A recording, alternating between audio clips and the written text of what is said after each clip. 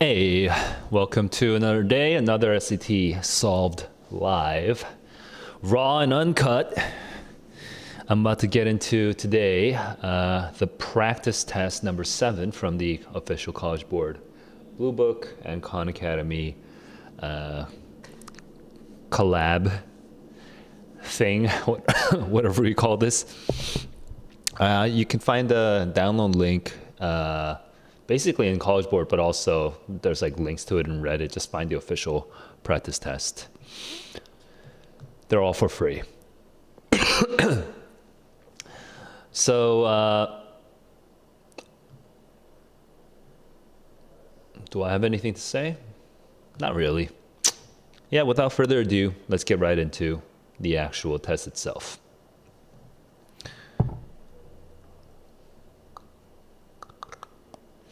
Here we go.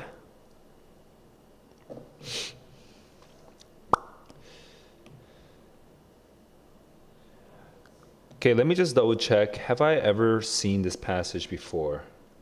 Ooh, don't think so. Not a single time. I don't remember any of these graphs. Just kind of briefly. Birds, V from, yeah, no, never. Perfect. So I can get into the practice test, and this will be a perfectly raw first take experience. So I think that's good. Now, again, the goal is for me to get 52 out of 52 with high confidence in my answer choices without stressing out too much about time. My strategy, as a sort of quick recap, is I read the passage first, then I read the question stem, and usually I try to have a pre-formulated idea of what the answer will be, and then I answer it. Sounds kind of like the normal way you should be solving the test, but instead everyone's been saying that you should be solving the questions first. Or you should be looking at the questions first and doing it all backwards. No idea why. I think that's harming everyone's score right now. And you can immediately improve your score just by doing it the normal way. So I'm going to say that I'm doing it the normal way, and you guys are all doing it the weird way that for some reason we collectively hallucinated is the right way. So watch me get this 52 out of 52, and notice the differences between what I'm doing and what you're doing, and maybe use that as a learning experience to be like, maybe, you know, I should try changing up what I'm doing to make it more like the way Saul's doing it, and see what happens. Okay, I'm not saying that everything I do is the exact perfect way for you to be doing things. I might even be making mistakes and stuff. I might be inefficient in some ways, but hey, I'm probably getting a better score than you if you're watching this. So you could use this as an opportunity to try new things. Okay, try new things and learn from trying new things. That's, I think, the approach. That's, I think, the mentality you should have if you want to benefit from watching these streams. Now I'm going to get into the test. I'm setting up my stopwatch real quick. Stopwatch. Here we are. We're at 0, 0 with guided access turned on so that the screen doesn't turn off.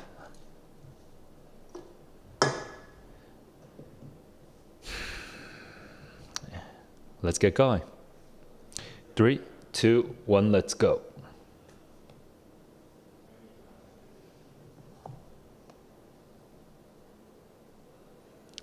George Eliot, okay, Silas Marner. Never read this. Silas was a weaver, a miser.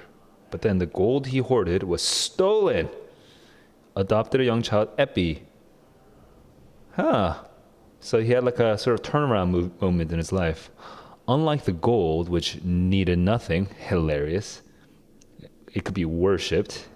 It was hidden. It was deaf. Epi had desires. She needs sunshine and sounds and movements.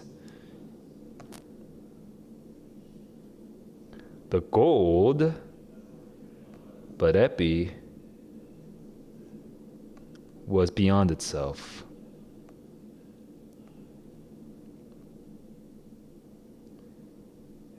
carry them away to the new things that would come.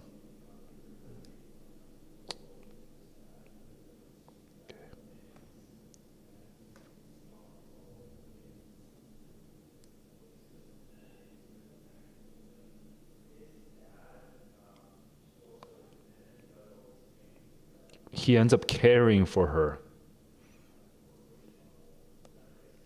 binding together the families of his neighbors, the charities, okay.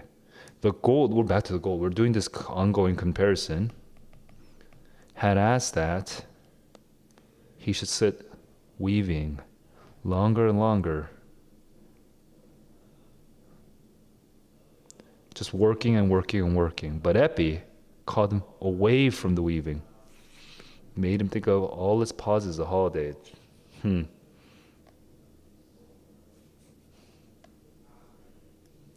She had joy. Okay. And when the sunshine, okay, grew strong, Silas might be seen in the sunny midday.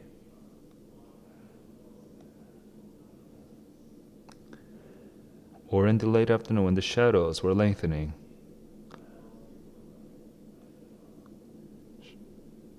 To carry Epi where the flowers grew. Web.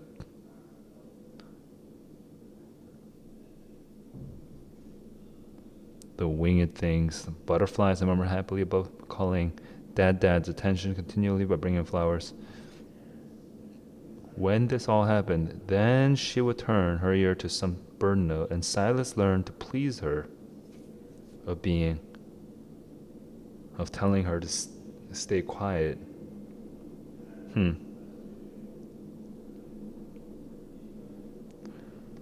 This is nice. This is such a good description. The once familiar herbs again. What?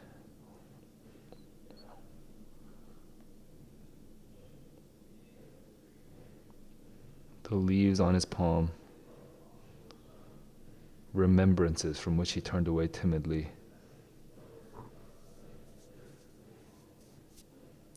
Taking what? He's what? What's this? Is that the end? No. So there's some sort of thing that he's turning away from? As the mind was growing into knowledge, as our life unfolded,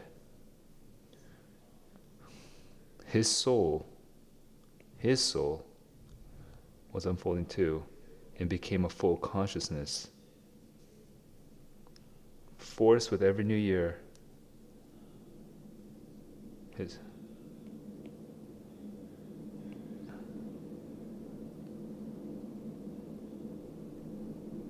okay, because she's not the actual dad. She's also really young. Also,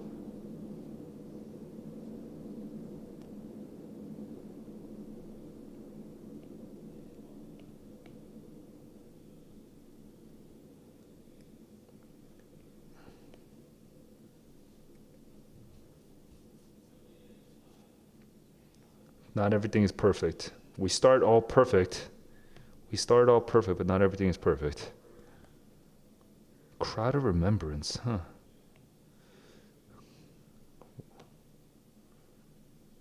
The remembrance of all the money that he no longer has? I'm not sure. 5 minutes. Took me a little while, huh? Took me a little while. Stop. And let me get into my map of the passage. Okay. Here's my map of the passage. If you are watching this video, you should pause the video now and compare and then recall the entire passage from memory in as much detail as possible from top to bottom, left to right. Okay? Do it first before hearing me do it, and then compare your map of the passage to mine. How much do you remember of the passage, and do you remember where it is in the passage, how the passage develops and changes and turns and circles around and stuff like that? Do you remember all of it or not? If you don't, you're not a very good reader, so you have something to work on there. Here we go. map of the passage. So first, I mean, I already know the blurb. The blurb is, he lost all his money. He was a famous miser. Miser is a word you should know.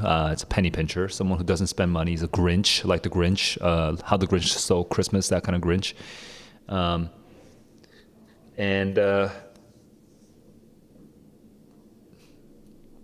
He lost all his money and then adopted the daughter, the estranged daughter, not estranged, like the orphan daughter of somebody who died or something like that, right? So the first whole paragraph was a big, long comparison between gold and Effie, I think. Okay, I'm going to call her E because I forgot her name already. Okay? Gold only attracts attention to itself. Doesn't really need anything. It doesn't really need anything was the first one. But Effie, I think it is Effie actually. But Effie is curious, has desires, wants to explore, seeks the new. Gold draws only attention to itself. Effie is about the world outside, the sunshine, whatnot. Gold is draws him more towards his work, to work more and more and more, to the loom, to weaving. I mean, Effie draws him out of it, to see the pauses like vacations. Okay, that is the entire first column and the top of the right column. Now, starting from the top of the right column, there's actually a second paragraph. This paragraph is, I know how this paragraph ends. I know the bottom of this paragraph, but what's the beginning of this paragraph?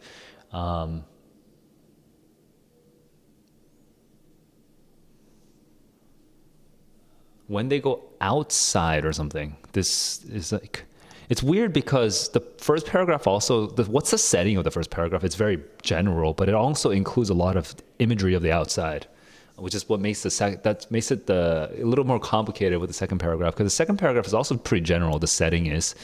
But I guess I wasn't really sensitive to the setting, so I no longer remember. I think with the second paragraph, though,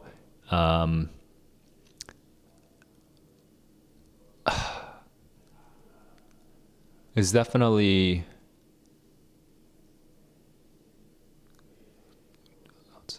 in the grass and yeah, there's a bunch of outside. They're going outside. There's like flowers and stuff, but I don't remember exactly. Okay, that's the beginning of the second paragraph, and it's basically the first 2/3 of that second paragraph. And then at the bottom of the second column, which is the end of the second paragraph, it says that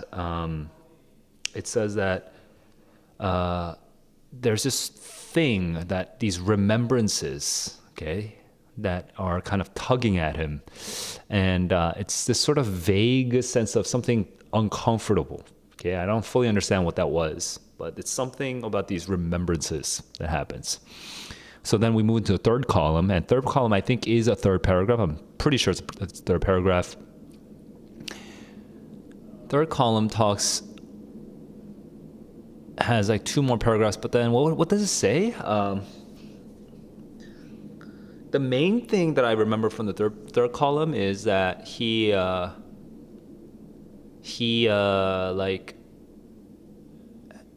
she's getting, as she develops into like a full consciousness, he's also developing into like a full consciousness. And so basically as she's growing up, this word dad is like kind of like, something he can't ignore anymore. She's only 3 at the time, but then at the same time, there's also her becoming more mischievous and everything. So he's feeling these contradictory impulses of love. Like, he feels multiple complicated feelings. Okay, that's, I think, pretty good for my map of the passage. I would score myself A, B, C, D, F. I would score myself, it took me a while to remember it, so I'm going to penalize myself a little bit for that, but I would score myself at A-, because I kind of remember everything. It's just a little fuzzy. It's a little fuzzy. Okay, so that was my map of the passage. How was yours compared to mine? All right, I'm about to get into the questions now. Here we go. Okay, I'm at 5 minutes. Three, 2, 1, let's go. A major theme, contradictory feelings, bittersweet brevity, nope. Restorative power, maybe. Purity, nope. Nope. Power. Hey. Naivete, maybe. Oops. I was thinking of the contradictory, right? That's actually, C is actually a little closer. I'm going to come back to that in a second. Compared with Silas's gold, Epi is portrayed as having more vitality. Yeah, that's true. Which is more alive. A technique. Silas's character before he had comparison against the gold, the way that he certain behaviors on his part, obsession with what? Yeah, I mean that's basically right. The greed, reproduce, antisocial. Recall is incorrect. Okay, hang on. Why do I feel like kind of iffy on these? Why do I feel a little iffy on these? Let me former obsession by depicting his gold as requiring certain behaviors. What kind of behaviors, right? Hidden away.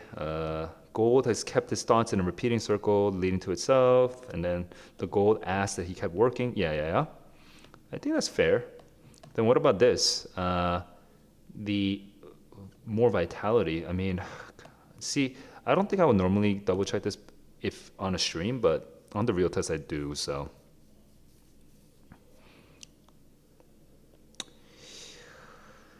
Yeah, ever vital. Yeah. I think that first paragraph is good enough. 705. Let's keep going. Making trial of everything. Line 7. Making trial of everything to present Epi as. Making trial of everything. Trying new things. Making a new try. Curious. Cool. 725. One consequence of adopting Epi is all this renouncing. No. One consequence of adopting Epi is he's like becoming more conscious of himself. Help. No. And his place. What? Different kind of future. Let's go over here. Different kind of future seems kind of weird. What was this thing? It says better understand his place in nature. I'm looking over here. Okay. A consequence.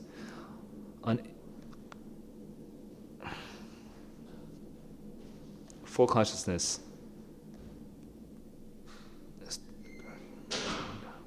Distinct answers.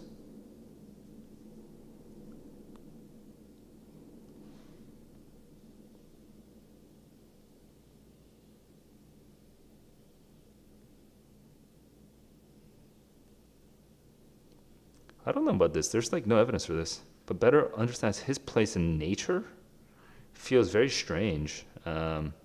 In nature, I don't think I can imagine evidence for this, but since I can't find it, I'm just gonna move on. 840, and I'll come back if I need it. Best evidence. Okay, 9 through 16.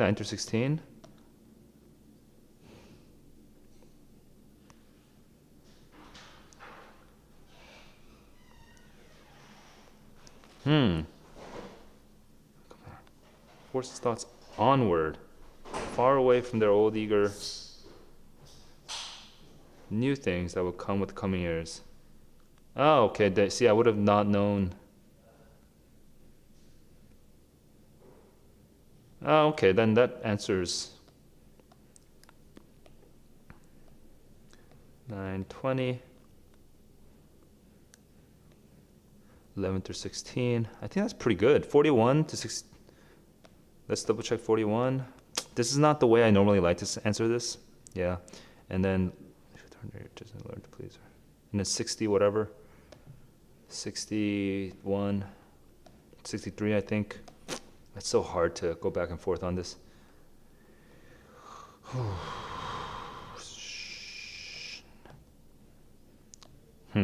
Yeah. 9:55. Second paragraph, 30 to 52. This is her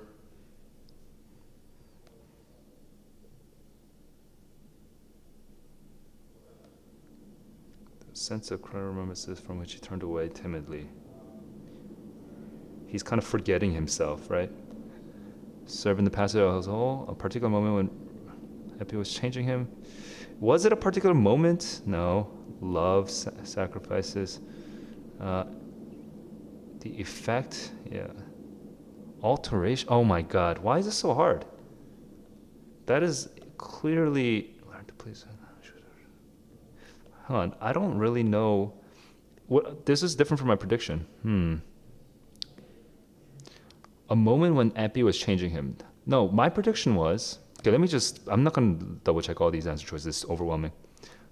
Grew strong, lasting, buttercups are thick, sunny midday, lengthening, strolling.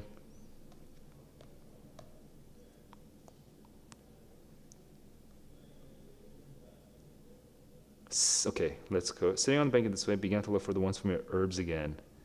And as the leaves, taking refuge. He was a weaver. What's this herbs, right? On his enfeebled spirit.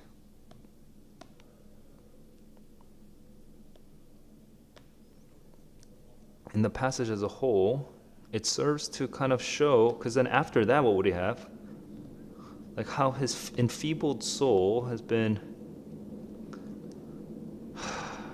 Okay, interaction between them seems right. There is a specific moment, though. It's the moment when sitting on the banks in this way.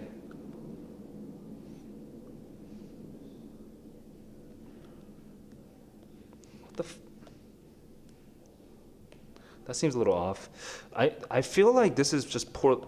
I don't know. Am I misunderstanding something? Because it feels like it's just poorly written. Okay, between Epi and Silas, connection between Epis.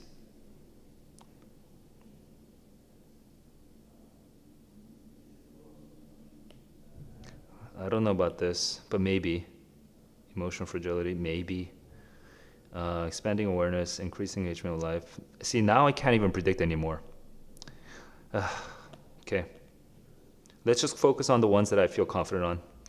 Expanding awareness, engagement with life, I guess. But this is definitely true. But what's the engagement with life? Nope. Mortality, nope.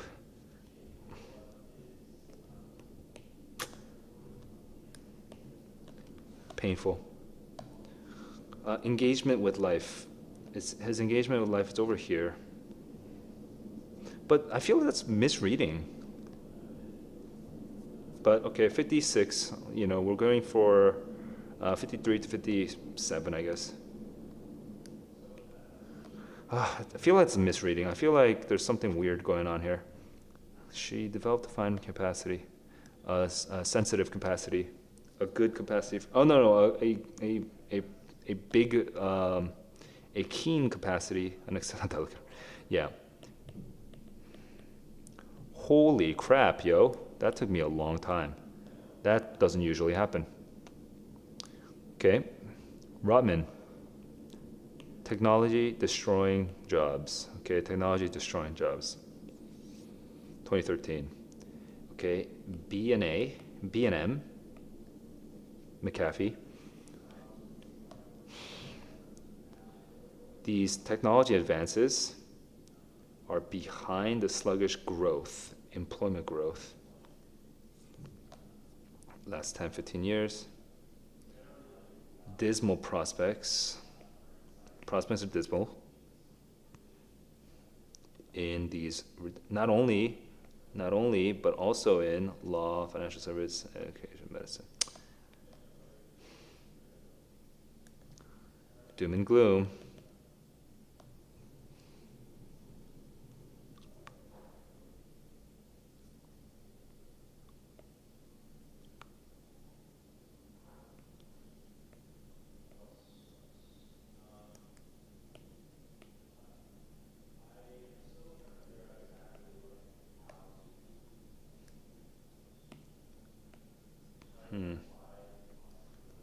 Okay. Point to a chart.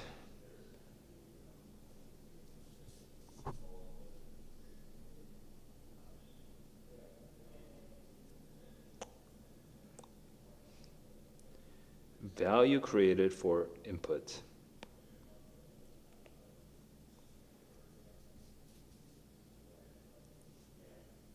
So this is the productivity chart.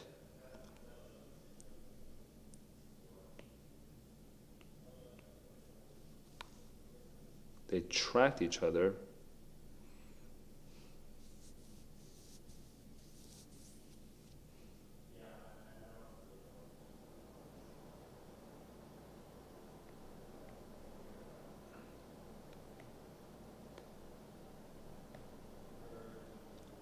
So we get this productivity chart over here. Productivity rises, but employee stops. The great decoupling. It increases productivity, but also stops the job growth. 16, 15.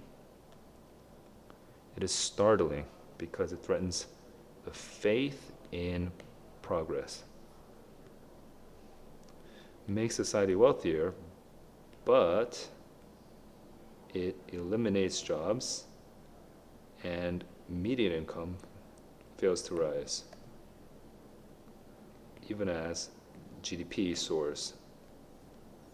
So here we're talking about productivity and employment. Here we're talking about median income and also GDP.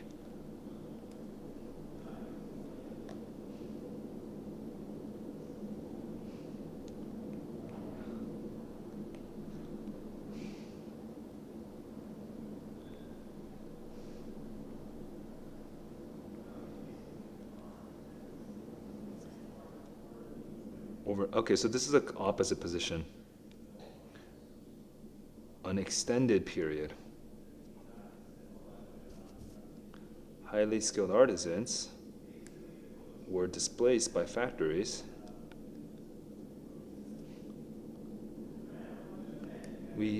So this is the opposite position. There's no trend. So he has one example about the past tense, the past. Still.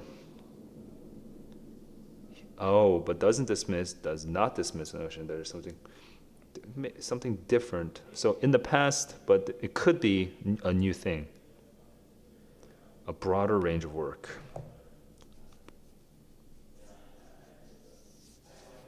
Will the history help us or no? Will it be temporary or is it science fiction? Katz is skeptical, but he's accepting that it might happen the negative way. Okay, so yeah, apparently over here, and then this is around 2000-ish where it started separating.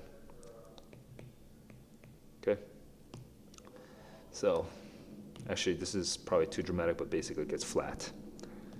All right, and then so this is productivity in manufacturing specifically, and this is other countries, okay, different countries. And output per person, so per person productivity is much higher. Per person productivity is much higher in all of these places. Okay, 1915, let's stop. And here is my map of the passage. Here's my map of the passage. Ew. Okay. Yo, that first passage messed me up. God, that was painful. But anyway, let's go into the second passage. I feel pretty good about the second passage. Here we go.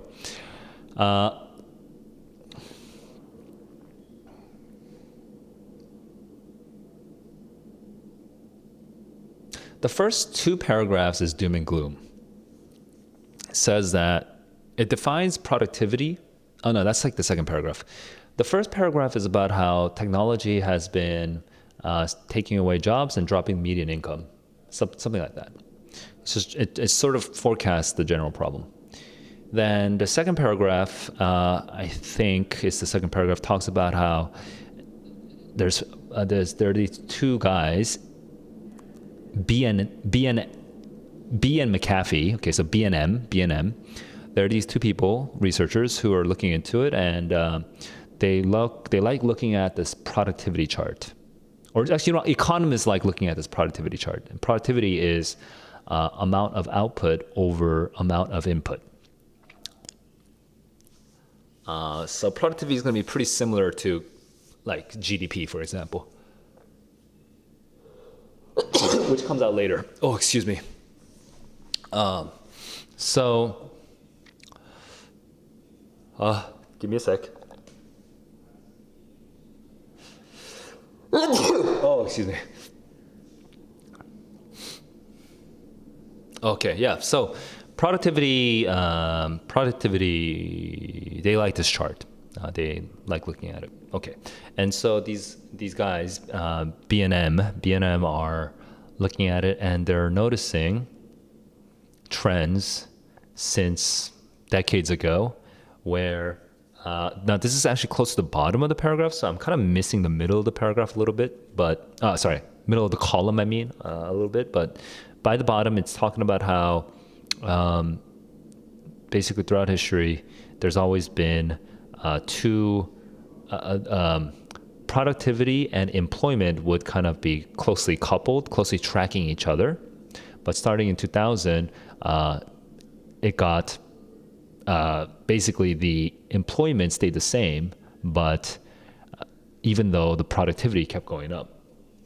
I think the middle part of this column is about how technology companies do increase productivity or something. I don't remember actually anymore. And so at the top right of the second column, top right, it talks about, and it gives it a name. It's called the Great Decoupling. In 2000, there was this Great Decoupling. And then starting at the top middle of the right column, it's discusses how it like kind of recaps the findings from what I remember, and then afterwards it also talks about median income and GDP, and how median income, and even though GDP has been growing, median income hasn't, which is similar to the previous graph, to the previous research. Now this research, by the way, is directly represented in figure 1, so it's the same thing. So research in the bottom left of the page is the same as figure number 1. Now after that, starting in like the middle to middle bottom of the right column, Lawrence Katz from Harvard comes out, and he is like, yeah, but historically, there has never been a sustained, extended period of time where technology disruptions will like sustainably lead to unemployment. So the implicit line of reasoning here is, yeah, it can temporarily lead to unemployment, but people will adjust and come back and regain new skills for the new economy based on this new technology. Okay, and the example he had was from the 19th century with looms.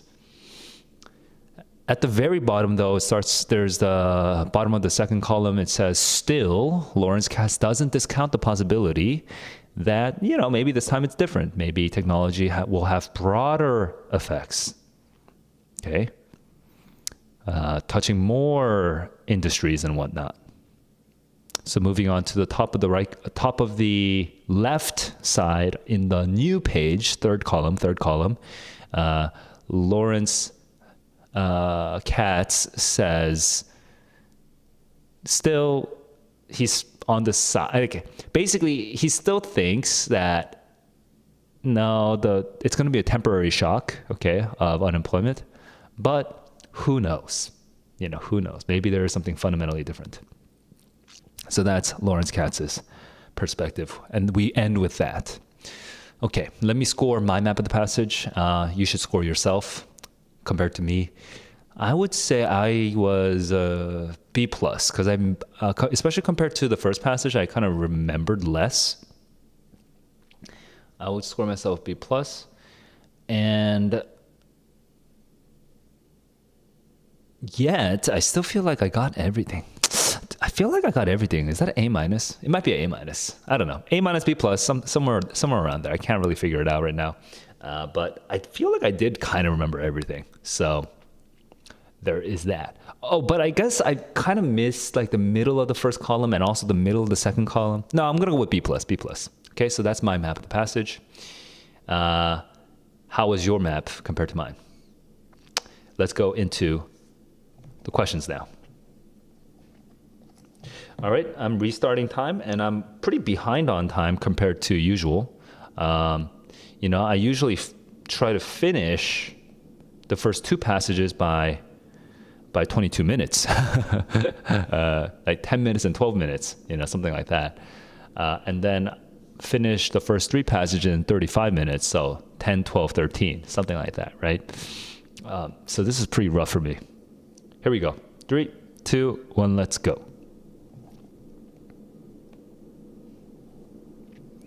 The purpose of the passage is the role of technology in lives? Nope. The purpose of the passage is to talk about the great decoupling. Nope. Changes in the four changes. Nope. Impacts in 1935. B&M advancements have resulted in stagnant new jobs. No, stagnant new jobs. 1950. But what is global? Oh, no is too extreme. Oh, I just see. Low job growth. I guess, yeah. Low growth is the important part. Low growth. Ooh, that was scary. Okay, so that's 2005. And then best evidence is, top left. Oops, come on. I can't navigate right now. All right. Low job growth since, bottom left, I mean, since 2000. Then beginning 2000, but employment suddenly wilts. No increase in job creation, okay? Weak growth. So this is 40 to 46, 40 to 46. 35, hang on, what? 35, 38 is probably not good. Yeah, that's probably not good. So let's look at the beginning here. Destroying jobs faster. Hang on, what? Bro, okay. 1 through 6, 13 through 15. 1 through 6.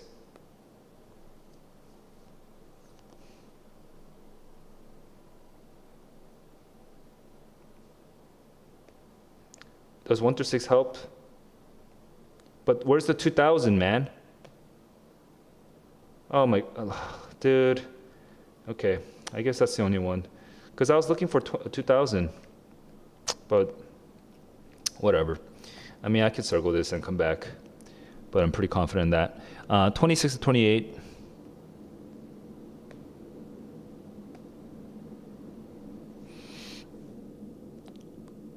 That's a definition of productivity.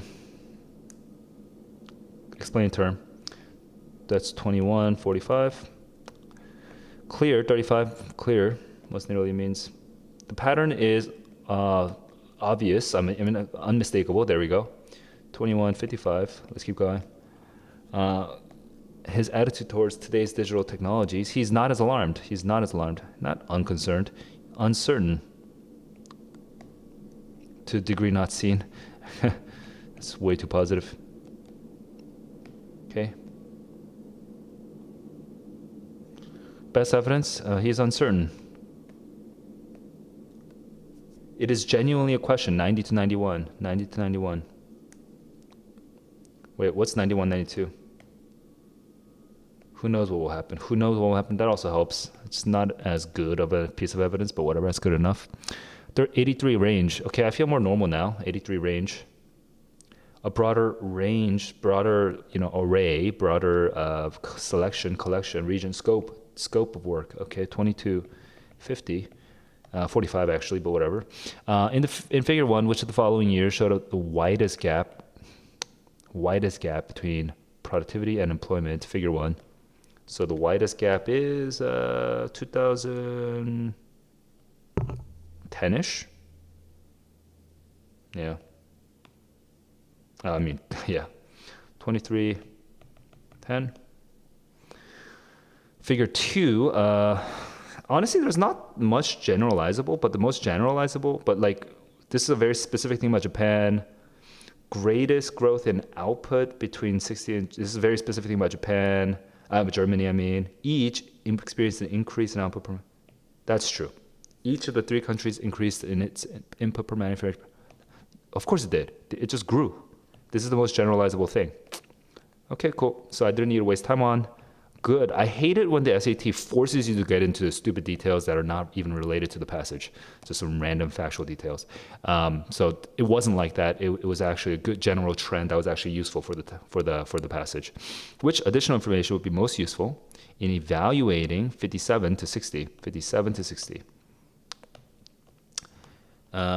Productivity is at record levels. Innovation is faster, and we have falling median income and fewer jobs. Falling median income, fewer jobs. So we just need proof of falling median income, fewer jobs. Not factories, because we're not only talking about factories.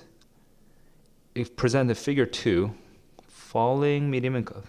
Oh, okay, so in figure 2, okay, output per employed person and income per employed person.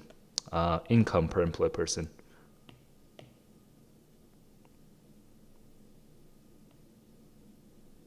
In a single year? This is the confusing part. Everything besides this is fine, this in a single year. The type of organization, the kind of tasks, no. Yeah, this in a single year is very confusingly worded, but I think I know what it means. I think that's good enough. Let's go on to, okay, I'm only 2 minutes behind where I want to be. 2-3 minutes behind where I want to be. Let's keep going. Anyone watching, okay, so we're talking about a V formation of birds. Okay, yeah, this is kind of interesting. Yeah, they fly in a V formation, but why? Hang on, why? Long debated why. A study of ibises, which must be a type of bird, they're big-winged birds. They position their wingtips in sync. They position in sync and save energy, energy conservation, make flight easier, or they're just simply following. Wait.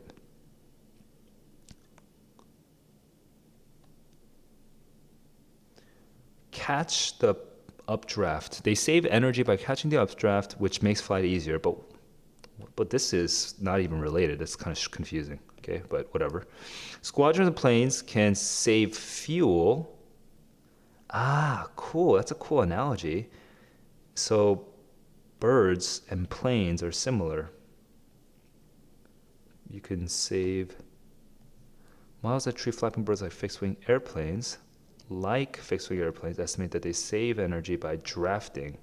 Okay, we already had this idea earlier. This is very repetitive, actually, but we have this interesting airplane analogy. For far more stable than the. Aha! This is a problem, though. Far more stable. It's pretty unpredictable if you're behind a flapping wing. So the same reasoning shouldn't work. Okay, that makes sense. It's pretty interesting. Wait, this is the new research, right? A new study, okay. This is the new research. The study, endangered northern bald ibises, which is called the GEs, to Europe. They use an existing project, which is kind of interesting, and probably, I feel like there's a question is going to come out for that one. Use the microlight plane, okay, a thing, I don't know what that is, to show hen-raised birds, okay, domesticated birds, their ancestral migration route. They logged the data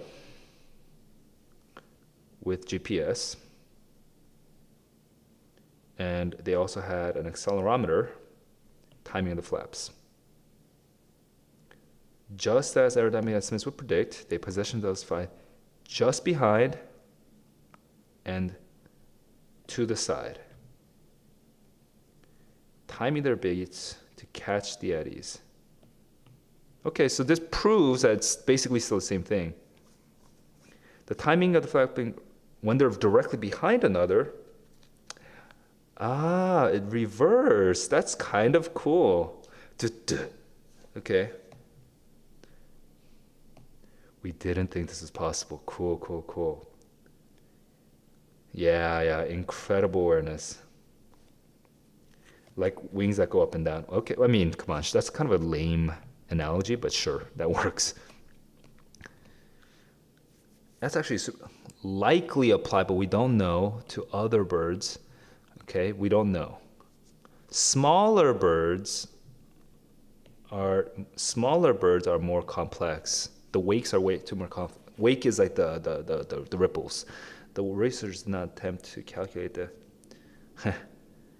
Okay, this is another thing. Did not even calculate the savings because the measurements would be too invasive for an endangered species. Because they were using a previous study anyway. They were piggybacking off of a different study. They estimate 23% less energy. Okay. Okay, we have some responses, people responding. It's a breakthrough, says DL.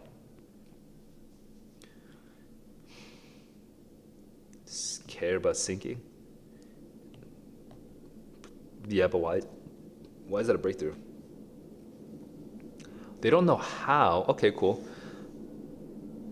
How they find it, but they suspect that they align themselves either by sight or by sensing through feathers.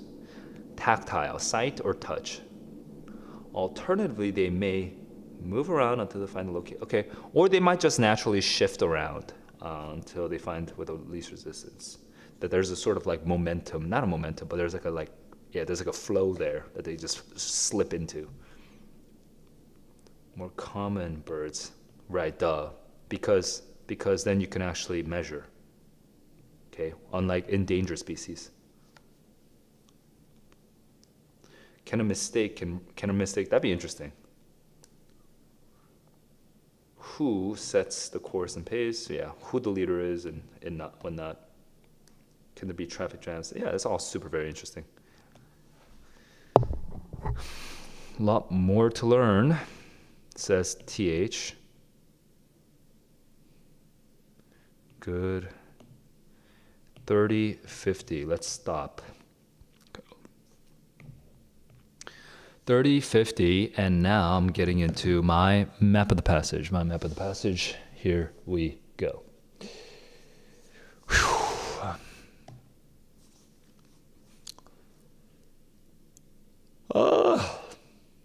So I'm just thinking about it.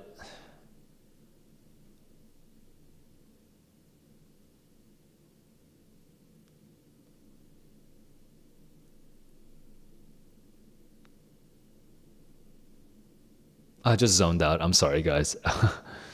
I just zoned out. Okay, let me let me focus again. Wow, I just zoned out like so hard. Okay. So I was saying something. Okay, map of the passage. Here we go. Birds fly in a V formation. A new study has come out that suggests that it's to conserve energy. Or maybe they're simply following a leader, which is confusing. But all right, sure. That idea came out in the beginning of the second paragraph. And there's an analogy. It's kind of like with fixed-wing airplanes. We know for sure that they save a lot of fuel when they fly in a V formation. And by the way, this makes sense because it makes sense that saving fuel and saving energy is the same thing, basically, because saving fuel just means that there's less resistance.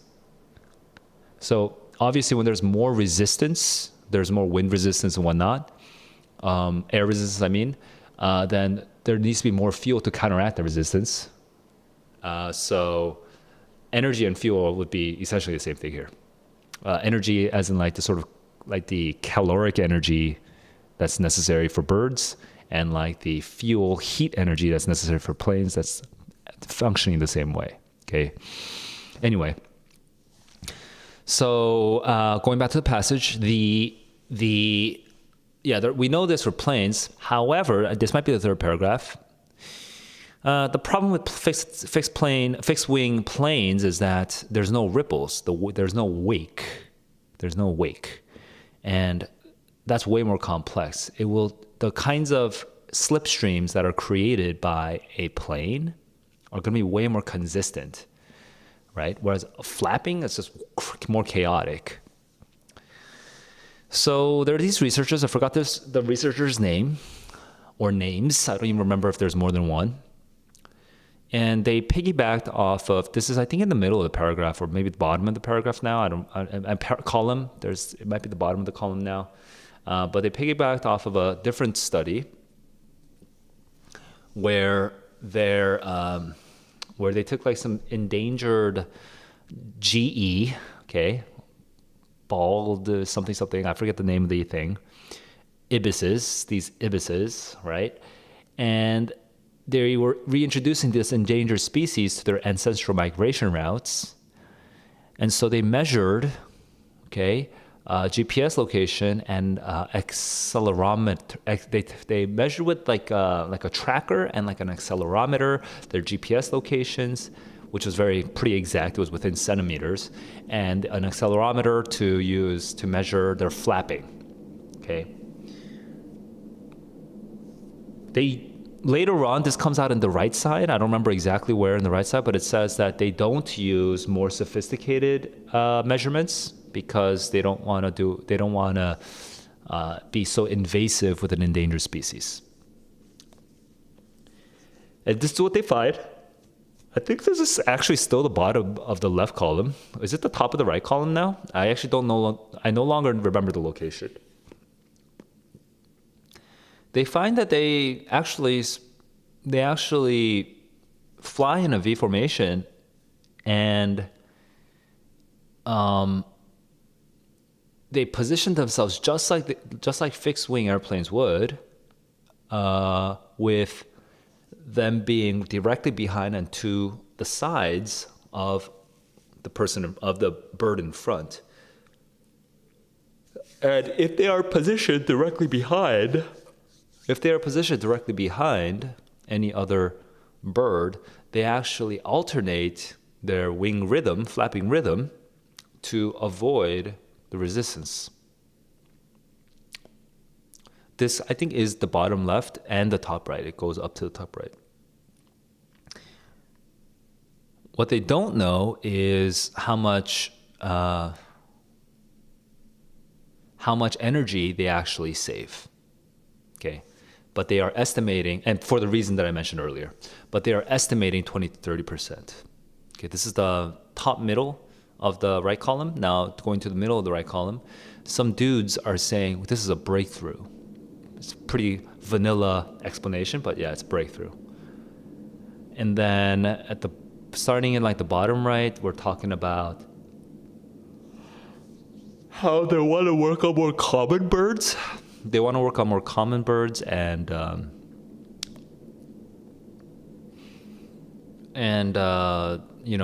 answer like 3 other questions about like, I forget what the 3 questions were, but they want to answer all these other questions. The final paragraph at the bottom right says there's still a lot more to learn. Okay, that was actually a really solid map. I kind of remembered everything. I'm going to give myself not an A+, just because it was a little slow.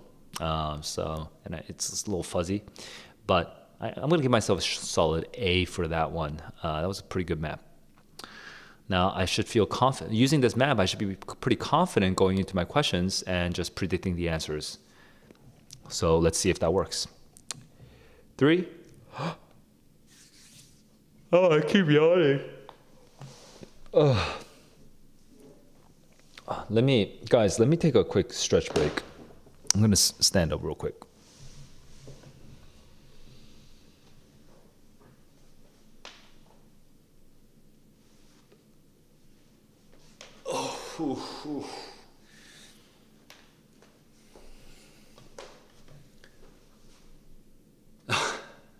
Wow. Oh, I'm like destroyed. You know what, guys? Now that I stand, I can tell that my blood flow is like really constrained. Like I feel the blood rushing to my head. So I'm gonna do a little bit of a walk and a bathroom break, and I'll be right back.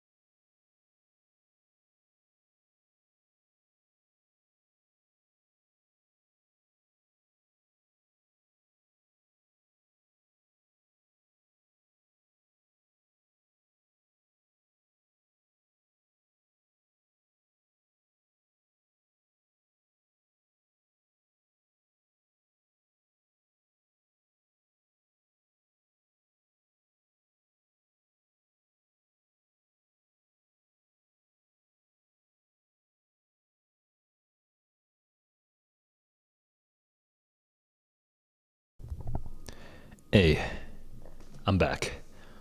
Wow.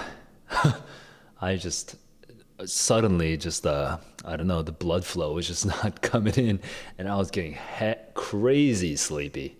So I think I'm a little better now. It's not. I'm not in like the. I'm not chipper right now, but I'm functional. So I'm gonna keep going. I have a pretty solid map of passage 3. So hopefully I can get into the questions and just answer them basically by predicting the answer without having to do process elimination. The results, oh, Luca, I see you're asking a question. The results are not today. They are actually, or at least from my perspective, okay, from Eastern time, it's tomorrow morning. So, and you know, who knows how, because I feel like the it's been a long time, but in March, at least the rollout was kind of awkward. So, you know, it might take a couple, like some people will be getting their scores faster than other people. So sometime tomorrow. Anyway, but to get into And just FYI, I'm in Eastern time of the US. Eastern time of the US. So right now, if you're in Asia, for example, you would be right now in Korea would be 4:13 a.m. in Friday. So on Friday, I mean. So I guess technically it is today for you guys. All right, I'm gonna go into the third passage. Here we go. 3, 2, 1. Let's go. Oh, it's so slow right now. Okay, main purpose is to describe a study and follow on for V formation. Why V formation? Planes, no. For birds, no. Downdraft, no. Why some birds? That's true. In a V, yes. 31:15. No look answer. I didn't look at the passage to answer that one. Number 2. Air gets pretty unpredictable. To explain why it might not be the same as a airplane. Exactly. Mofos, no look answer number 2, and that took me, 15 seconds? What reasonably can be inferred about the reason that Usher word used? Because he was just piggybacking. He was easily accessible. Yes. Yes. This one I'm going to double check, but 3150 for now. But easily accessible for tracking and observing. That was in the top, it was in the middle left of an existing project.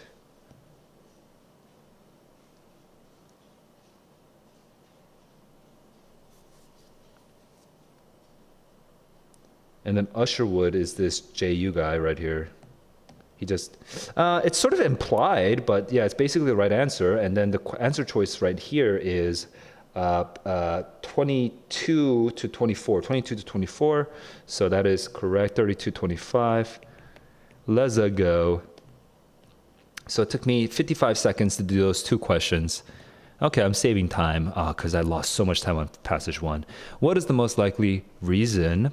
No problem, Luca. What is the most likely reason the author includes 30 cent to just show how accurate that GPS is? Accurate, yeah, perfect. Oh my God, what's with? Yo, I'm killing it right now. So many no-look answers. What does the author imply about these guys that they have these long wings or whatever? So it's likely they have not the migration, it's likely that they have the same V formation. Similar wake. Oh yeah, that also works. Similar wake. Because this is by contrast with a shorter, not similar wake. Like that's definitely 4740. I just saw these words and I already know what it's referring to. But I'm gonna double check. It's the top right over here. Smaller birds create more complex wakes. Perfect. That's 4748. That's exactly correct. Okay. Because that's such a clean inference question. That's like the exact type of inference questions that I think every student should start with. That's such a perfect inference question. Main idea of the 7th paragraph. Okay, 6273. Let's just 6273. 7th paragraph. I'm zoning out. I'm still tired. Okay, I'm zoning out. I'm gonna look up. I need blood flow. Okay, do not know how the birds find that.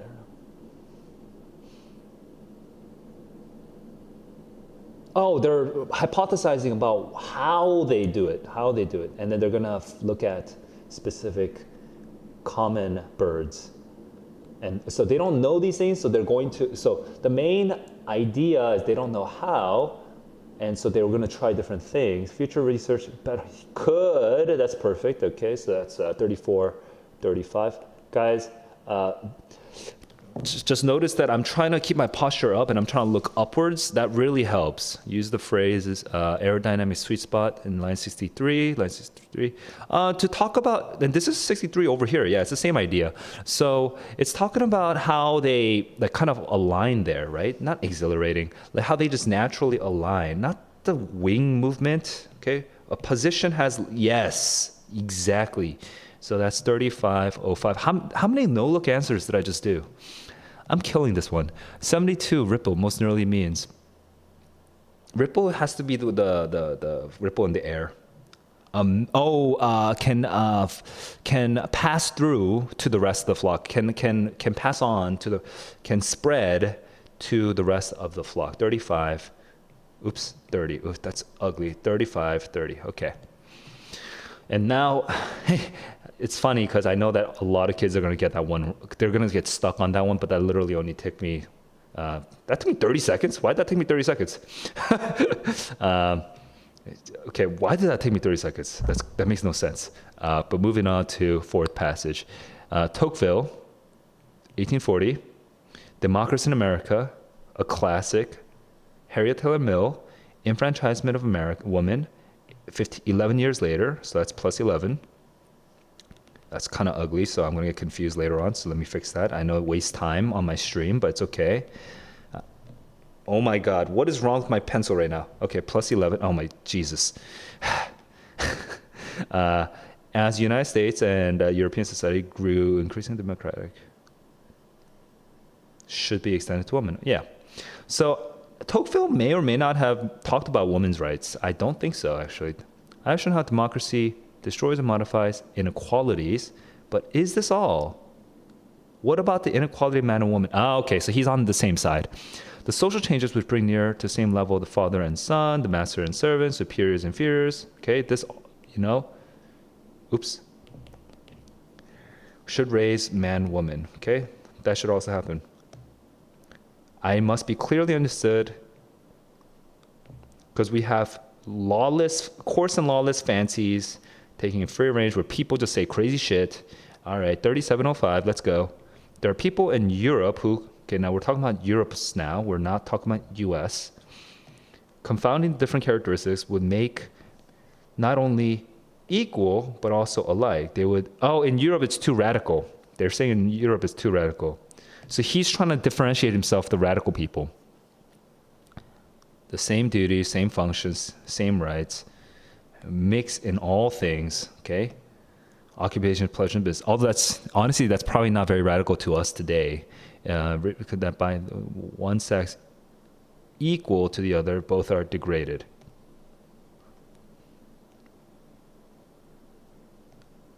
Weak man, disorderly man. Okay, he's more conservative. It is so. I think the next passage will be more radical. Actually, it's not thus that the Americans. So he's saying that the Americans think of democratic equality between the sexes, that there are differences between men and women, physical and moral. That's interesting. Moral is interesting. It's kind of interesting. Design wants to give a distinct point to their various faculties, and they hold the improvement.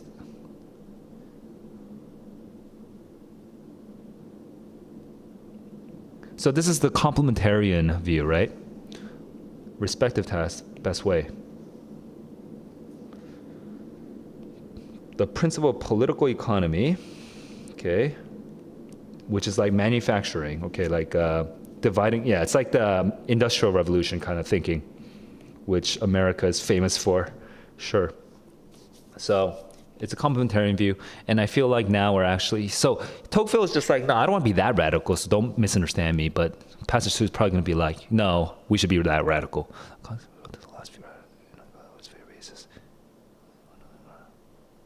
Equal rights, okay, association scarcely exists. To be equals was enemies, okay. We couldn't cooperate, okay. Mankind have outgrown the state. Okay, cool. A just equality instead of the dominion of the strongest. Cool. But of all relations, this is the most intimate, the most emotional, was sure to be last to throw off the old rule and receive the new. So there's a just principle, equality. So this is pretty similar to the very first thing that Tocqueville said. The strength of feeling makes it more tenacious. Okay, this is the hardest one to overcome. The hardest one to overcome, which is a pretty different opinion.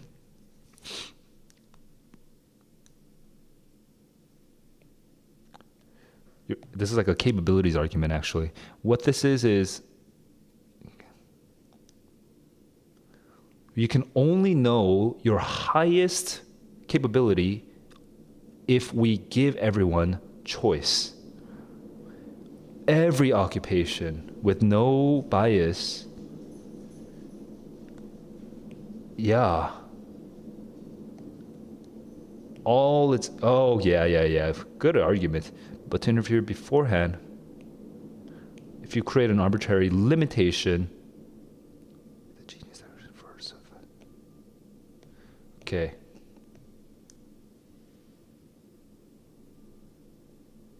It's an injustice not only to the individual, but also to society. Okay, so this is a sort of what do you call it? Kind of a utilitarian argument here.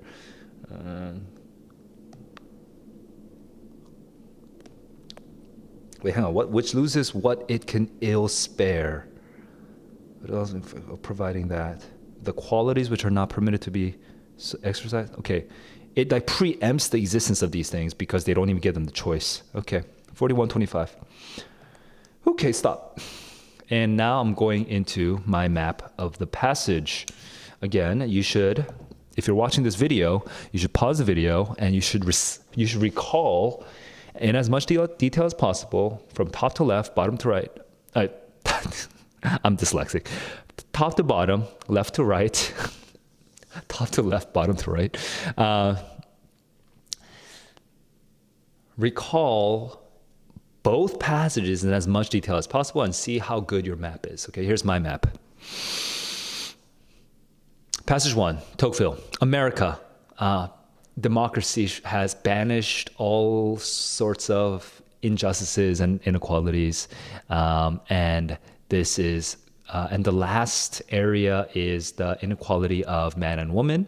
And it's going to come, and I support banishing the inequality of man and woman. But don't misunderstand me. Don't misunderstand me. I must make myself absolutely clear here what I mean. That's the first paragraph. Next paragraph. In Europe, there's this crazy fad going on where we say that men and women are not only equal, but they are alike, to use more modern terminology, but they are similar to each other. They are the same as each other. Okay, and this fancy has led to all sorts of crazy notions, like men and women occupying the same spaces, doing the same work, performing the same roles in society. Insane. Okay, men and women have differences, and they have physical and moral differences. Now we're in the middle of the column. Okay, physical moral differences, and the Americans are wiser for acknowledging this. Is this the bottom of the column?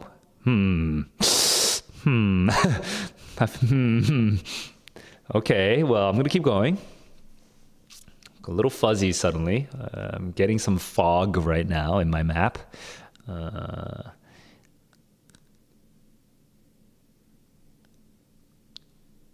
Geez, I actually kind of forgot the bottom. But in America, there's this basic democratic equality. Now, this is the top right, actually. Or is this the bottom left? Frick, I forget. Anyway, in America, so I don't know the locations anymore. I actually lost track of the locations, so I'm not going to get an A anymore. I'm not going to get an A- anymore. My best is going to be B+.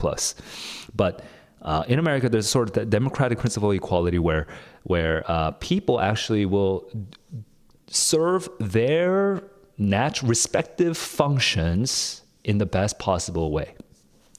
This is kind of like the great... the Americans see it in sort of he doesn't use the word efficient, but like the sort of efficiency view. Something about the manufacturer, something. But and basically he's saying the Americans look at society as a sort of system to be made more efficient. Which, by the way, I love that Tocqueville said that because it still is so true today. And he said this like more than 150 years ago almost. So anyway, yeah, it's such a great...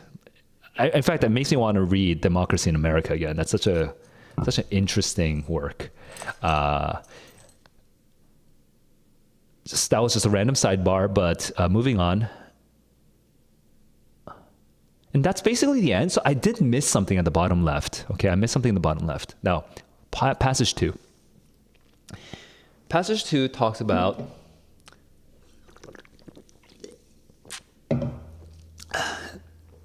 basically kind of starts the same way. There's this principle of equality, and mankind has been extending it. This just equality, she calls it just equality, and it's been kind of making progress, I guess, or something like that in the first paragraph. This is now getting close to the middle of the second column, which is the bottom of the first paragraph. She says, however, it is natural that extending this just equality to the sphere of man and woman is the hardest one, because that's the one where we are all so emotionally involved, and we have our prejudices the most and our habits like the most entrenched. Okay, she doesn't use these words, but something like that. Okay, it's the one that we get most emotional about, so it's natural that it's the hardest one. Second paragraph. This is the middle of the right column.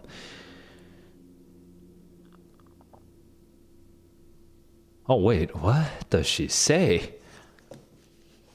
I was starting pretty well. I don't remember now.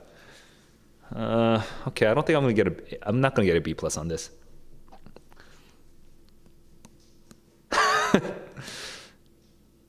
What's my map of the passage? And then at some point, I don't remember anymore where exactly, at some point she says, so my brother is just making funny noises in the background because he's about to take the dog out. So that was just slightly distracting. Anyway, so going back to the column,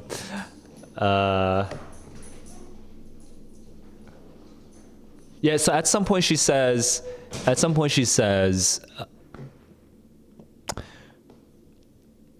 damn it, I forgot now what I was going to say. Hang on. The last thing I said was that the equality is the hardest. Okay.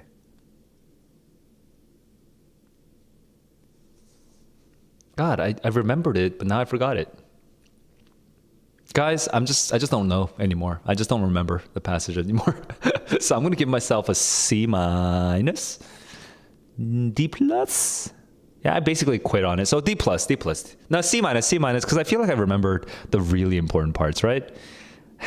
C minus. I give myself C minus for that one. All right, you should score yourself. How good was your map compared to mine? Hopefully, it was better than mine.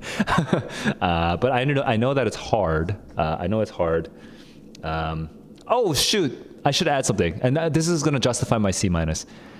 And then at some point she says occupation, and she talks about occupation for the whole second, like all of the bottom of the right column. It's all about men and women should have women should have the same ability to just access the occupation that men have. Okay, they should be able to do the same jobs that any man is allowed to do, because, and this is at the very bottom and starts move to the next column. Actually, now I'm going to give myself B plus, but. Because men and women, because society harms itself, it cripples itself by not giving everyone an opportunity to even prove that they can match their highest capability. Everyone should have the sort of ideal for every person is to match their highest capabilities, and the only way you can do that is by not limiting them up front. Okay, I kind of got the organization of this all backwards, but the logic is right there. So I kind of summarized it in backwards order, but that is basically what she was saying, and that is my map of the passage. I'm gonna give myself B plus because it took me way too long to figure it out, and also there were some parts that were really fuzzy. So that's my map of passage 4. Luca's asking me, am I going to stream? Yes, I am. You guys are going to be you guys are going to learn my score literally at the same time that I learn my score. Okay, I'm going to stream myself opening myself logging into College Board and learning my score. So I'm hoping to get a 1600, but I like doing it that way because it makes it feel like hella intense.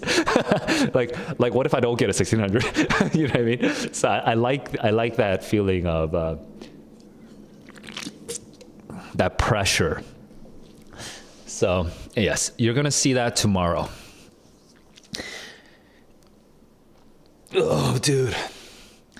Oh, I'm still so tired. But anyway, that was my map of the passage, guys. So I will use this map to make predictions for the questions so that I don't have to do process elimination every single time like I did on passage one. Passage one screwed me over. Okay, here we go. 3, 2, 1, let's go. Raise most nearly means, line 9 raise means, will raise woman and make her more the equal of man.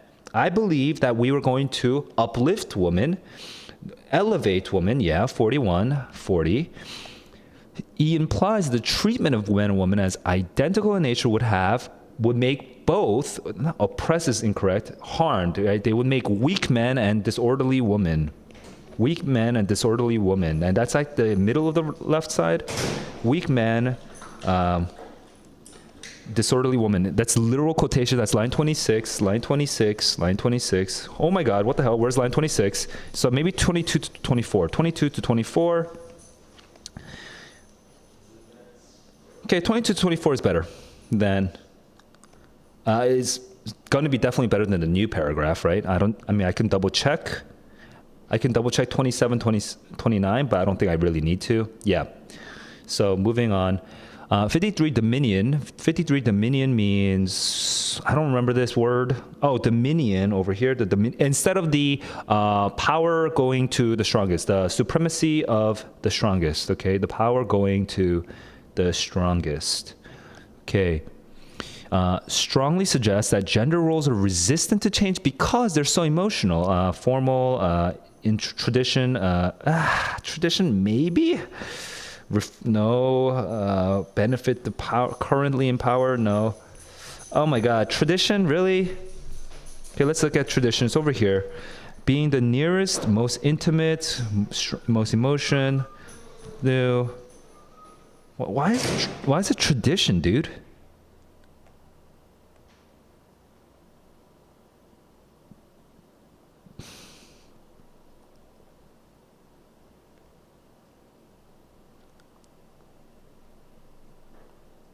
Dude, it's not...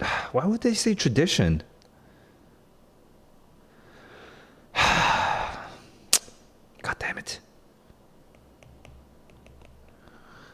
I'm just a little triggered today because passage one was such a bitch. So I'm just gonna curse today. I'm gonna let myself curse today. I'm just not feeling good about this test. 43 to 69, and I'm looking for evidence about tradition, but I mean, really, I'm supposed to be looking here. 53 to 61. 53 to 61. So let's look at 58 to 61. 4, in proportion to strength of feeling, is tenacity, which includes the forms and circumstances which it has. I guess that's forms and circumstances, kind of like tradition, but sure. All right, I'm done with these two questions. I'm good. That's weird. I'm not going to mark it. Okay, both authors would agree that changes in gender roles that they describe would be... Wait, the changes in gender roles that they describe would be resisted by men? It's... Hang on, what? Greater equality? Yeah, I mean, they do... but one is more positive than the other, so that makes it a little confusing. But yes, they are both part of a greater gender. But that's weird because this might be wrong for the passage one.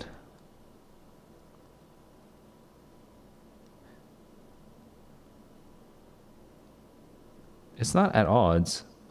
That's such a strange... I would say technically even A is wrong. But then all the other ones are also wrong. So what the heck? Okay, Tocqueville in passage 1 would most likely characterize the position taken by Mill in 65-69. Yo, I'm so annoyed by this test today.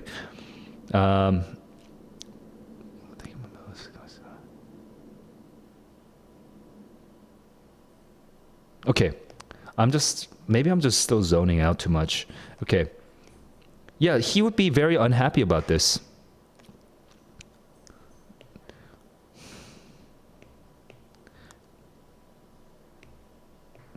by some other, yeah, this works. 4615. Kind of an interesting reading these readers are having. Which choice best describes the way the two in proper position in society? Proper position in society. So Tocqueville thinks that the woman should be just serving her role, and she thinks that Mill thinks everyone should have same job. Oh yeah, that's exactly correct. 46, 40. I'm not going to double check BCD because I already know. No look answer. There we go. Based on passage 2, will likely say the application of the great principle of political economy to gender roles. Oh, this must be that manufacturer thing, right? 3039.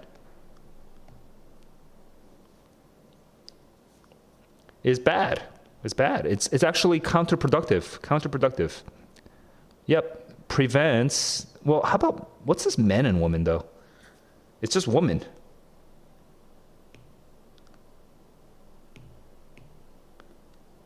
What? Yeah. I have problems with multiple questions here, but 4725. So right now I'm actually pretty fast. Just a quick comment. I'm at 47 minutes and 30 seconds, okay? That means that that suddenly, like, I don't know how the hell that happened, but I became suddenly extremely fast after the first passage. So usually by the end of the third passage, I want to be at 35 minutes, okay? At the end of the third passage, I want to be at 35 minutes. So I literally did the third passage in 10 minutes and 30 seconds. And so I basically, even though I started at like 13 minutes for the first passage, I basically hit my goal, my checkpoint of after 3 passages, hit 35 minutes. But then the crazy thing is I also did this in only 12 minutes. So now I have an abundance of time, because usually it's 35 minutes for the first 3 passages and 30 minutes for the second 2 passages, because for some reason, in my experience, the last 2 passages are hardest for me. Okay, I don't know about you guys, but for me, it's like that. But this one was only 12 minutes, so now I have like a ridiculous amount of time, 17 minutes and 30 seconds, which means I can go back and double check all my answers. So that's just a quick comment on like how my time situation is, looking right now. And I think it's good for everyone to have some sort of baseline of like what kind of time benchmarks you want to be hitting. I would say, if you have no idea how to time yourself at all, right? Because every person is kind of different. They struggle on different passages. But if you have no idea right now, you've never measured yourself, you've never kept track of your own time, just start with what I do. Okay, just do 35 minutes for the first 3 passages. What that means, what that basically breaks down to is 10 minutes for one passage, 12 minutes for another passage, 13 minutes for another passage. That's 35 minutes. Okay, 35 minutes. 3 passages, and then 30 minutes for 2 passages. If you think about it that way, it does make you feel less. I think I should kind of clarify your pacing, and then you can tweak it to make it more appropriate to you, because maybe you spend less time on the science than me, maybe you take much more time on the literature than me, whatever, right? So that's my quick comment. Let's go right into the 5th passage. 3, 2, 1, let's go. Green, physics, Higgs boson, yeah. The boson is a particle associated with Higgs field, which confirms, yeah, I remember this. It was a big deal. That's the Higgs field, yeah. How it was found. Okay, we're at 4755. Notice I spent a full 25 seconds just reading that. Peter Higgs, half a century ago, trying to understand mass as the resistance, okay? It's not just the heft, it's also the resistance it offers to having motion changed. Resistance to motion changing, like inertia. Push on a freight train to increase the speed, that resistance is mass, etc. So this is just a nice little experiment, but analogy. Mass comes from molecules and atoms, which comes from electrons and quarks. But where do the masses of these particles come from? Okay, I'm actually pretty good with physics, so this is actually not too stressful for me.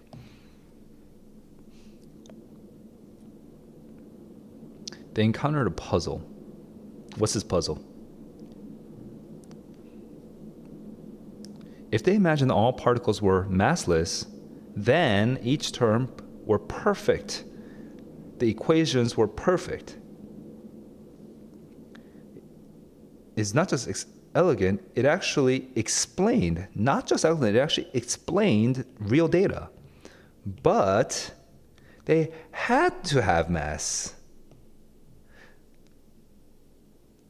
And then the equations became ugly and inconsistent. What to do? Okay, so this is a big problem in the past. Okay, we have an introduction to the idea and then a problem in the past, and then here's the Higgs idea. Keep the equations symmetric, but consider them operating within a peculiar environment. Imagine that the space is now filled with an invisible substance, now called the Higgs field, that exerts a force on particles when they accelerate. Push on the particle and you would get mass, but if it's just staying there, then there's no mass.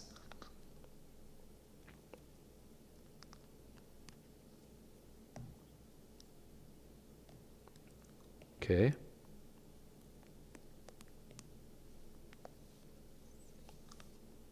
Particles in the Higgs field is like ball in water. Okay. So 1964, he submits a paper. Rejected. An invisible something. Dude, guys. This invisible something permeating space. Dude, guys, modern physics. But yeah, this is still 1960s, right? So crazy. That's a stroke of genius. Physicists, other people,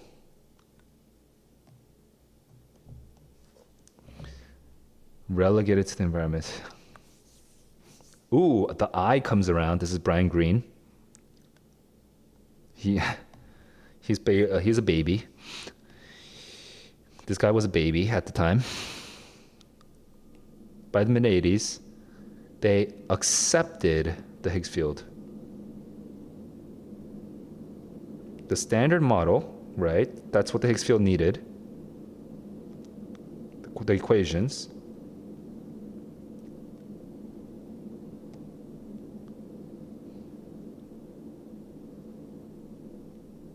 For a long while, I had no idea that it was not even truly established by data, by observable data.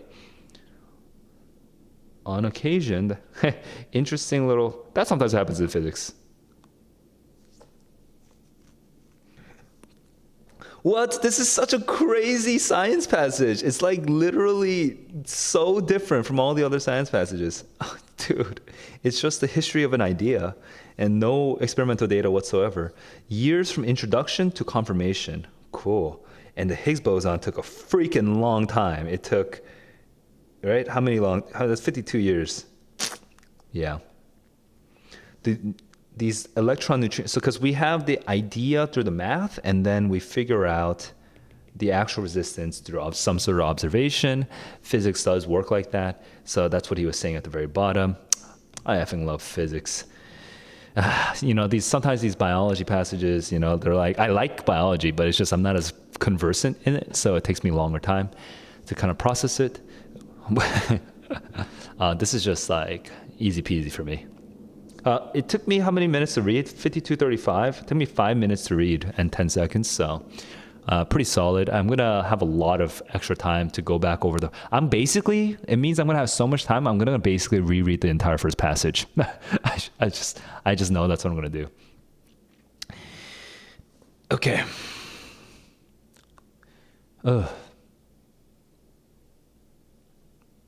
Here is my map of the passage. Here we go.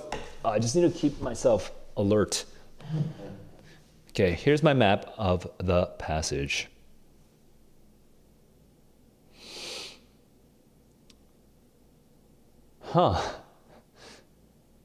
First paragraph.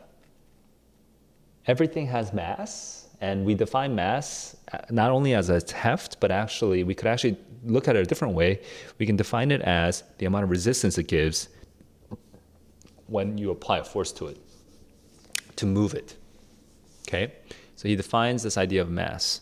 Well, the problem with this thing with mass that we've had was that this whole world is made up of like atoms and molecules, and those atoms and molecules are also made up of fundamental particles or elementary particles, like quarks and stuff.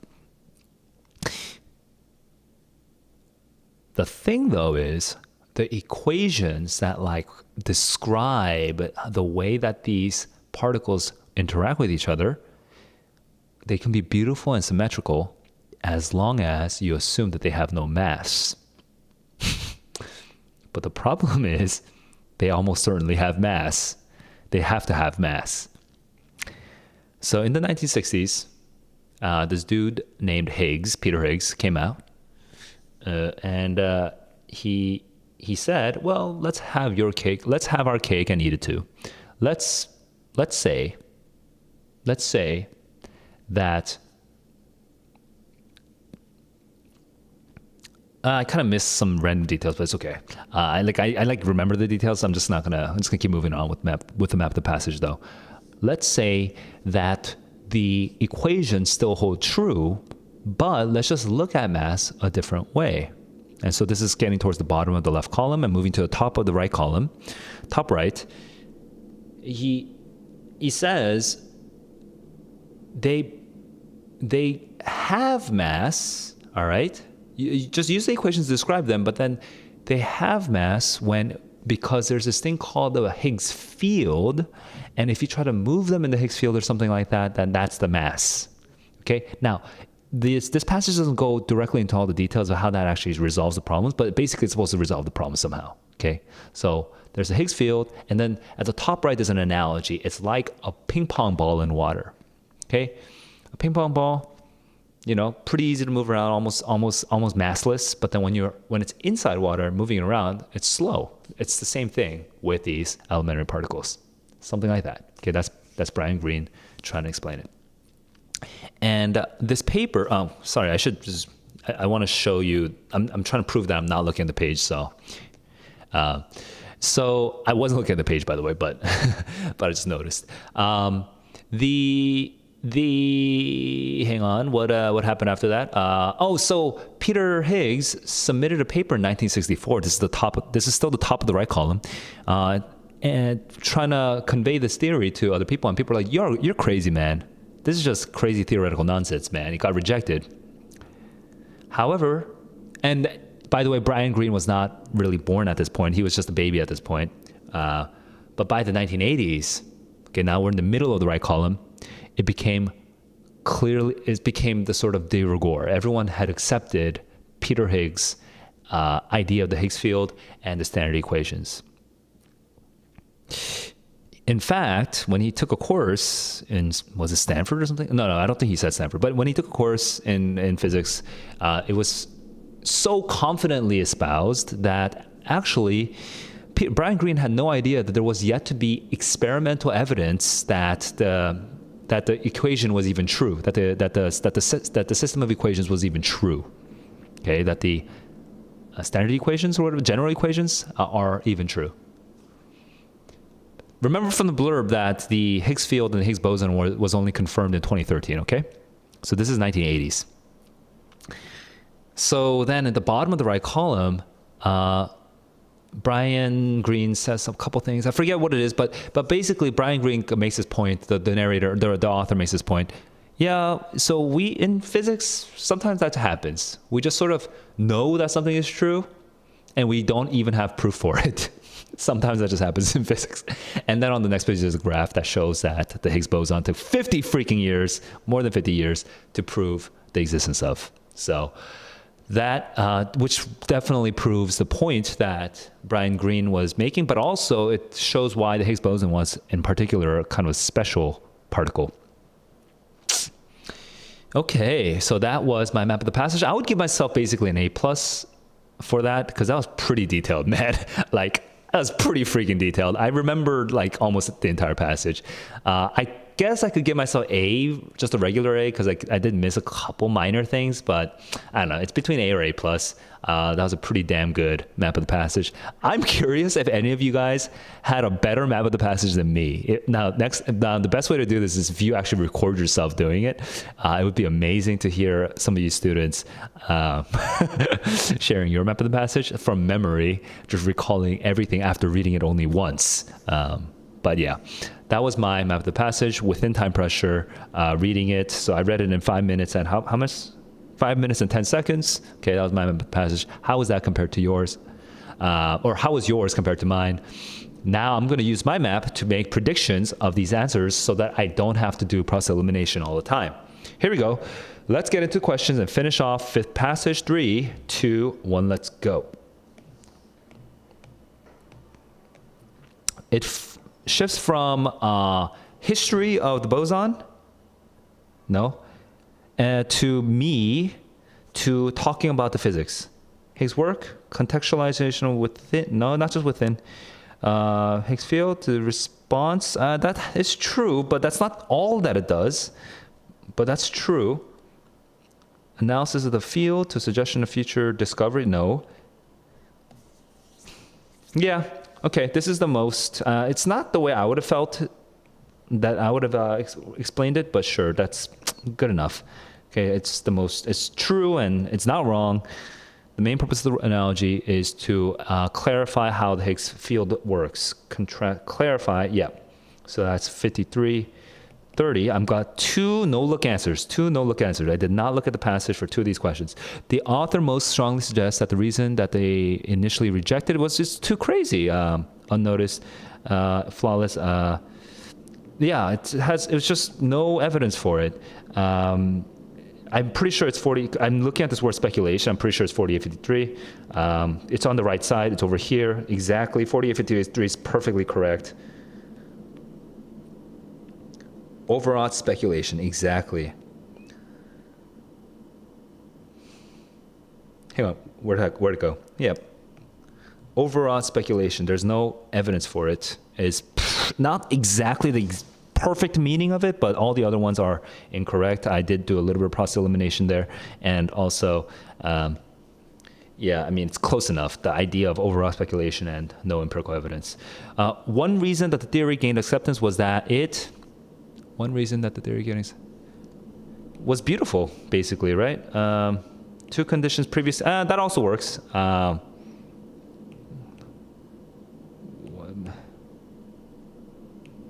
Yeah, because the 2 conditions was that they had to have mass, but it also we also wanted our equations to be beautiful. This is in the middle of the left column. No look answer again. Oh, but then we have to look in the, so 30, let's look at 36. Okay, it's gonna be in the left column. 36, 39. Push on it. Oops, it's not. Oh, okay. Well. Oh, I see. It's over here. 5960. 5960. So 5563, let me just skim it. Yep, exactly. So 5525. Okay.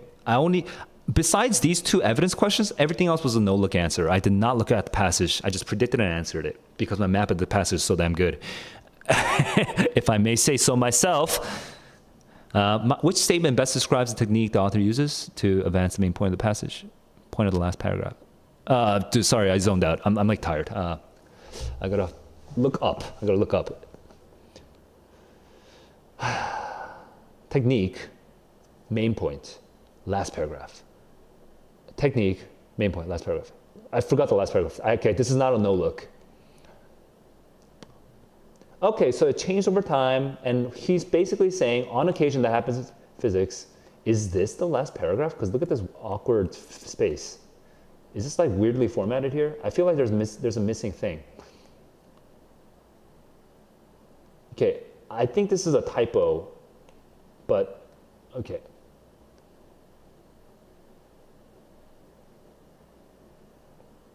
The word on should be here if this is not a typo. I mean, that's very strange. I'm getting stuck on this sort of annoying technicality. The main point is that people kind of do that, you know, in physics that kind of happens. Mathematical equations can be that they become even before there's data. Oh, okay, the last paragraph is still one paragraph. Okay, characteristic. No, okay, I misunderstood. The last paragraph is 64 to 84. Okay, that whole thing is the last paragraph. Annoying technicality because I mistrusted the formatting of the thing. Line 77, line 770 established. It has yet to be proven. It had yet to be validated experimentally. 5720. Okay. Graph. It just proves the last point about how long it took, and it specifically texts how long. A major discovery. I guess the ways. It's kind of a weird word. Ways. Not regarded differently. Reception into a broader scientific context. That's better, because. Yeah, that's right. It just took a long time compared to other ones. It was not typical. It's the opposite of typical. 57, 55. Data presented in the graph. The Higgs boson just took way longer. Okay, Higgs boson. More, nope. Okay, now this is one of those stupid questions where I have to just like look at tau, muon, and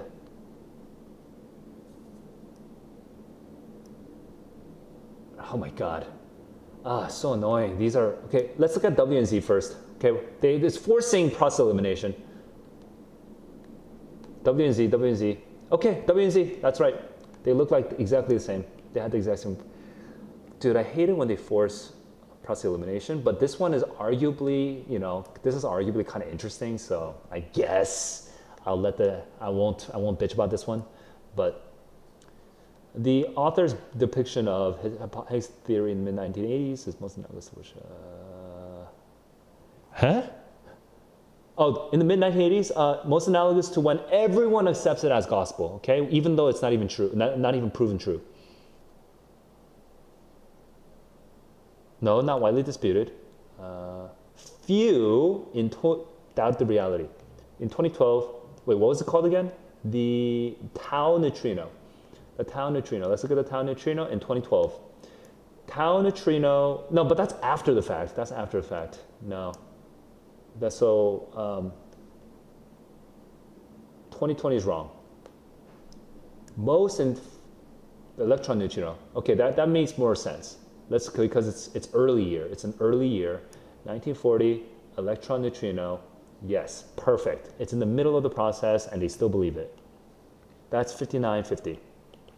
Okay, now I have 6 more minutes. So that's actually not a crazy amount of time, but it allows me some time to reread some of this stuff that I was struggling with. Okay, here we go.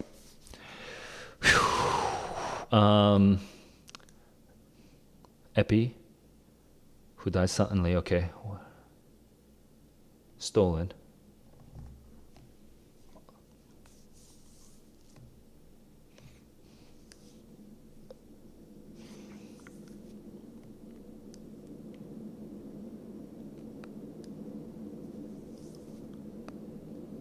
Kindness in all the eyes and looked on her. I didn't notice that the first time.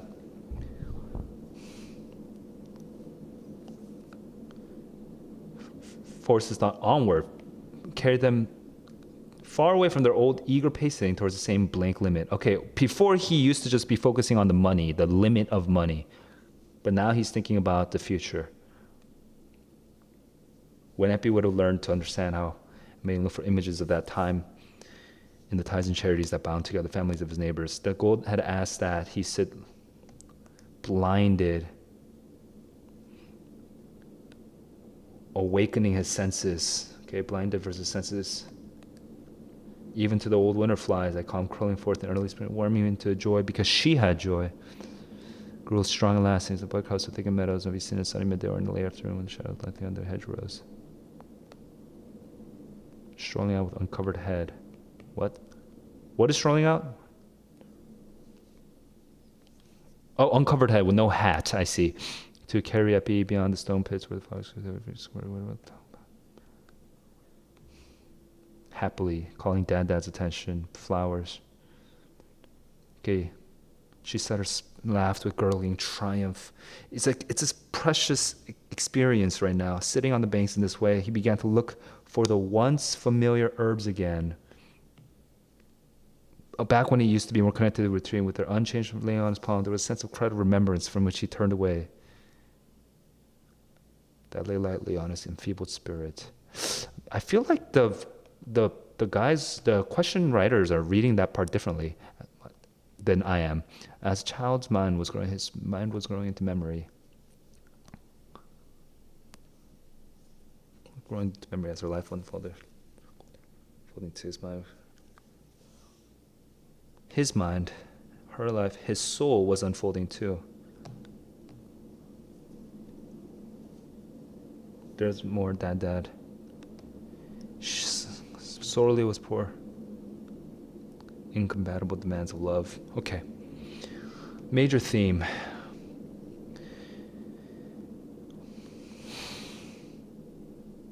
Restorative power. Brevity, bittersweet. No. Yeah. This is 6305. Vitality is correct. Silas character before. Obsession. Yeah. Requiring behaviors. Yeah. Making trial of everything. Yeah. Curious. Open. One concept Silas adopting is that he looks forward to different kind of future. D is correct, and I got the evidence for that earlier. Okay. Second paragraph servant in the passage as a whole. That's the one where he feels more like kind of like the effect that she has by this. Yeah, I mean that's all it is. That's okay. Broadly true. Man, I don't know why I was so struggling. Draws a connection between epis. His soul is coming alive, so that's true. Was that the evidence question? 53? Yeah, that's the same evidence. Keen. Yeah, she has a keen tendency for mischief. Yeah, capacity for mischief. That's all correct. So I finished this at 6405. Now, let me just double check.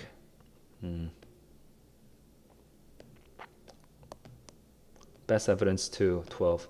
Low job growth, resulting in low job growth 1 through 6.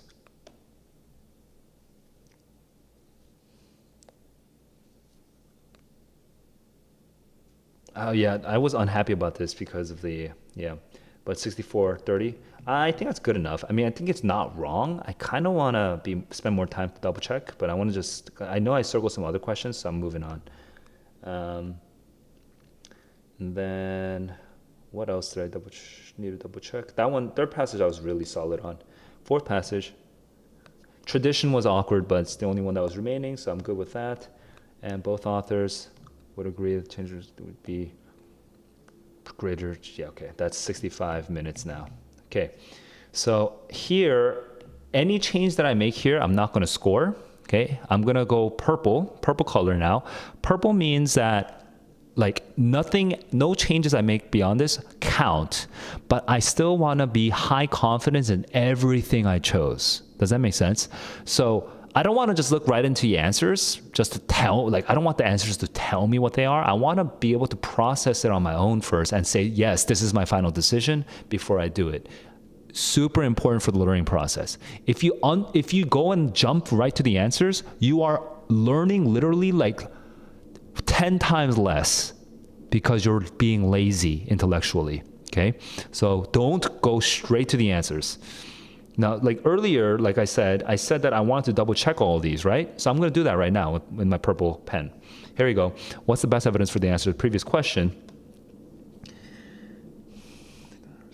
Low job growth in the United States, 1 through 6.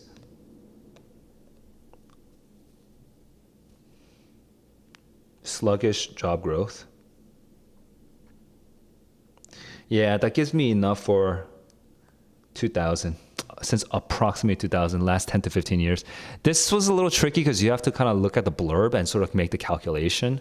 So that was honestly, it's kind of a bitch. But yeah, you have to be able to know that over here it says 2013, and over here it says 10 to 15 years. So that's about 2000. Okay, so you just need to know that. Okay, so that works. Hang on. And then next passage over here. Oh yeah, third passage I was solid on, so moving on. Gender roles of resistance. Tradition, yeah, I actually justified tradition earlier, right? I said that the forms and circumstances which it has even accidentally become associated could refer to a tradition. But it's such a weird word for that. I mean, but deeply entrenched is a great word for that. So there's deeply entrenched. I think I even predicted the word entrenched.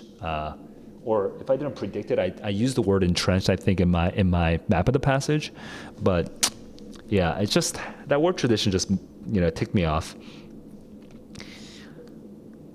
Right, broader shift towards greater inequality. Now here I feel a little awkward because I felt like the way that the questions were asking things, I felt like they were reading the Tocqueville a little bit differently from the way that I was reading the Tocqueville. So let me just go and reread the Tocqueville. The social changes which bring us near the level of the blah, blah, blah, will raise more and more the equal man. But here,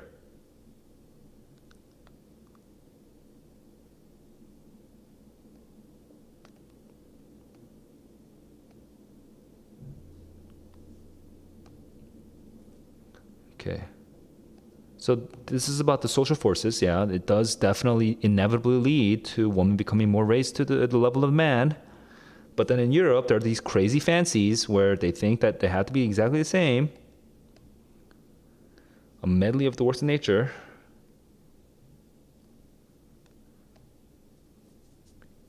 Resulting in weak men, disorderly women. But Americans are not like this.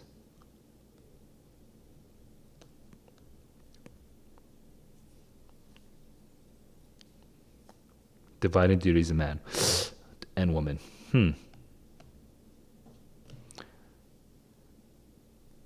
See, A is technically wrong, man. A is technically wrong. I mean, it's the only right answer after eliminating B, C, and D. I think this is just a bad question. Because if you say the changes in gender roles that they describe, for Tocqueville, he's saying that the changes in gender roles that he's describing is actually not part of a social shift towards greater inequality per se. It's a specific thing that the crazies in Europe are espousing, okay? So if this were the LSAT, this would be a wrong question. This would be a wrong question on like a more tightly written, more logically tightly written test. So, and I don't know, maybe, am I thinking of the SAT with too much like nostalgia? Like I have like nostalgia goggles on. Like when I remember the old SAT, the 2400 SAT, they used to be really tight with the logic, and sometimes every once in a while it'd be kind of weird, but you know what? Okay, it's too soon to make a judgment because sometimes in the moment that I'm like I get kind of confused. So I don't want to pass any judgment. Maybe this is still a good question, and maybe I'm just reading it funny, right? But I just read this for the second time, and I feel like it's still wrong. A feels wrong still. So let me check B and C and D. No, of course, A agrees. Of course, Mill agrees that it's going to provide benefits. Tocqueville doesn't talk about economic at all, and yeah, it's not at odds. And okay.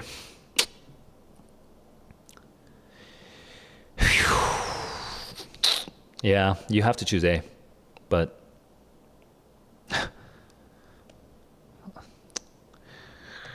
it's just it's poorly worded. Prevents many men and women. Like Mill would say, it prevents men and women. Now I want to find the men. When does she talk about the men from reaching their full potential? She's basically talking about the woman the whole time.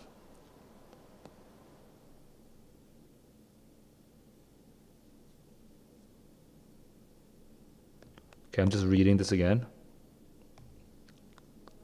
It's a detriment to society in the sex or class subfettered. Right, so she's talking about woman the whole time. See, again, this men end, This is not good. That's unlike a. Not exactly for passage 1. Yeah, it's a little iffy, man, because she doesn't actually say men and women. She's yeah, it will harm society, but it harms society because the women are fettered. So maybe if I'm misreading this, guys, if I'm like misreading something, or if I'm like skipping a line or something, you guys let me know in the comments below. But those two questions kind of, they were a little sus, man. They're a little sus.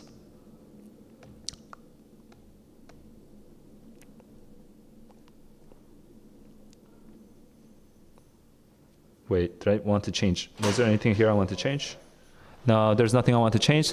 So now I can go into the score. So I'm about to score myself. Let's get right into it. All right. Oh, there's a dog training. I had no idea. Okay, well, thank you.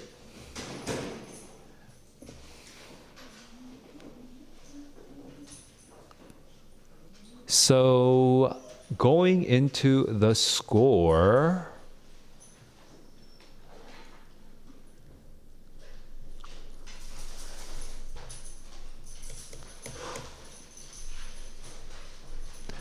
the hour has come. Let's see what I got.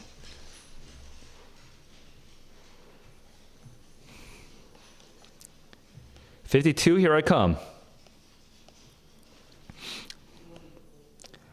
All right, 1 through 5. I chose DA, ABD. DA, ABD are correct. 6 through 10, I chose BC, BDD. BC, BDD are correct. That's 10 for 10. Okay. I chose DAA. DAA are correct. Then I chose DDC. DDC are correct. Then I chose DBD. DBD are correct. Then I chose CA. CU 21 is not A but B.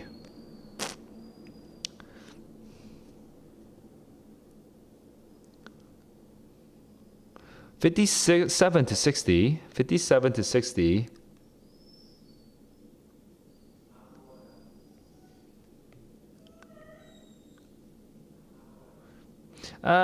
This is kind of a weird question.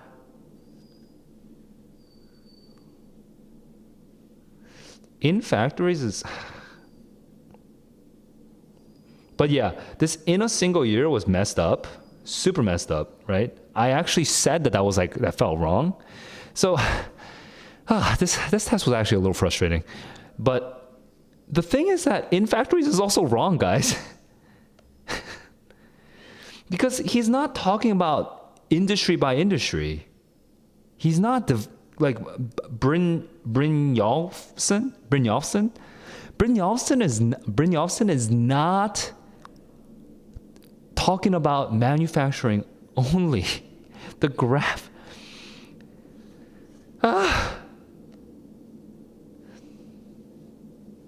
But you know, I mean, maybe I'm being. Yeah, that's right though. I mean, it's still a better answer. Okay. Because in a single year really F's up A, whereas at least that makes sense because it's employment. But it's anyway. No, I'm gonna lay off on this. I think I'm just being overly. I think I'm letting my responses to some of the other questions from this test bother me so much that I'm becoming overly critical. In a sort, because a common sense answer is, I feel like a lot of you guys got B correct, right? And it's because it says employed. Okay, in factories, sure, because we're talking here about how factory output has increased, so naturally factory employment would drop, right? Yeah, I mean, I'm just being really nitpicky, and I have a specific reason why I'm being that nitpicky. Because I think if you really get into it, you know, there are things that you can kind of criticize about B. But if I have to choose between A and B, B is still definitely the better answer. So never mind. I'm gonna hold off on that, okay? The in a single year is obviously wrong. So yeah, that's like clearly wrong. So I accept my 10 out of 11 here. 10 out of 11. Let's go. Now I'm looking at these four. Hang on. Zoom in. Okay. I chose C, ADC, C, ADC, and then I chose ACB. ACB are correct.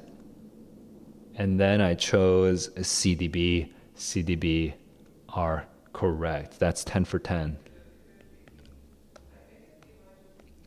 And then finally, not finally, this is actually my fourth passage. I chose DBC. DBC are correct. And then I chose BBCA. BBCA are correct. Okay, and then CAA. CAA are correct. That's 10 for 10. Okay, now we're at 42. 42.